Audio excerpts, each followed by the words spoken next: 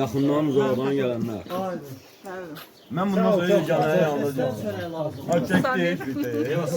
Vəziyyət belədir də. Haşır.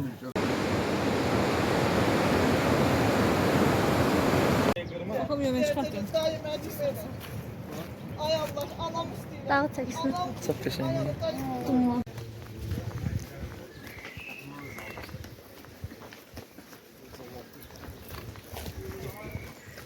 Ne kalmıştı bagaj.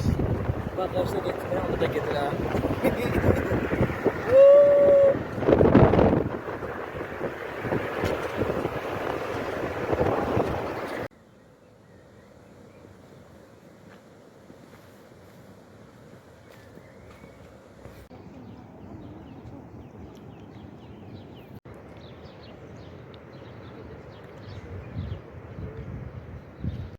Rusa.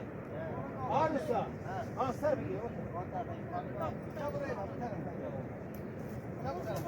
Sen de kız ha.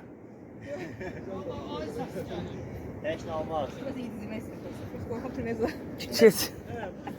Çeç de kız ha, çeç de. İstədiyim adamlar, çayına zada tökün təsir.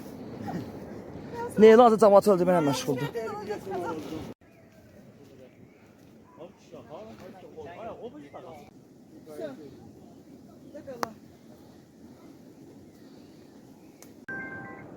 Ha.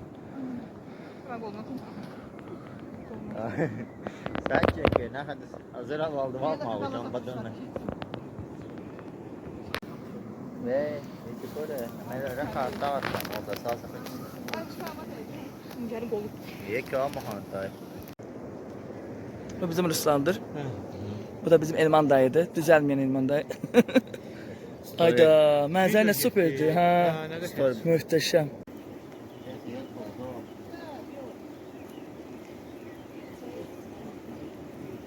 Benim pizza üstünde çay götürmüş. Ha, pizza üstünde çay götürmüş. Ben oğurluq adamı hamısı çəkirəm. Ben bura piknik ərazisi, cəmaat sifariş edeyim. Ocağın üstündən çay götürüb katılmış. Şuraya bak, uşaqlar Yəni sizin xəbəri yoxdur ya.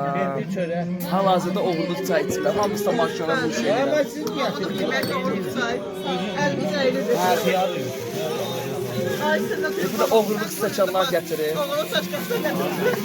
Bildiyi stəkana uğramış. Burada koyun mu girəsən?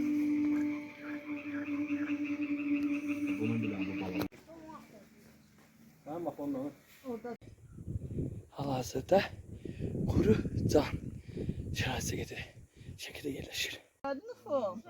Ufo, bəlkə bu gün sən maşınla dərsindən axşam qalan. Əfəs olub tezə. Burada gələndə oxlara mütləq diqqət edin.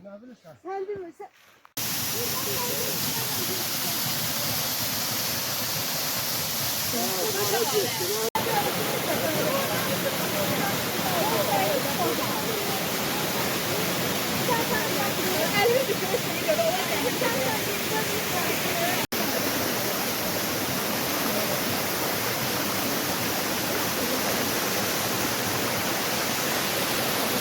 Bəyənmədiyin şəkillərini hansı da ona silin. Sənət əsəri deyə, sənət əsəri. Gəl bura bax. Gəl bura bax.